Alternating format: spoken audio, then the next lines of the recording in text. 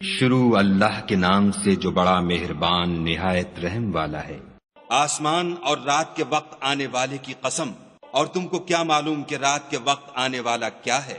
وہ تارا ہے چمکنے والا کہ کوئی متنفس نہیں جس پر نگہبان مقرر نہیں۔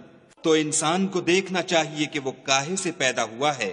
وہ اچھلتے ہوئے پانی سے پیدا ہوا ہے جو پیٹھ اور سینے کے بیچ میں سے نکلتا ہے۔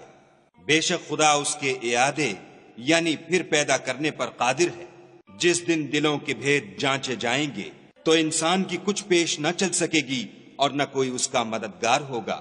آسمان کی قسم جو مہ برساتا ہے اور زمین کی قسم جو پھٹ جاتی ہے کہ یہ کلام حق کو باطل سے جدا کرنے والا ہے اور بیہودہ بات نہیں۔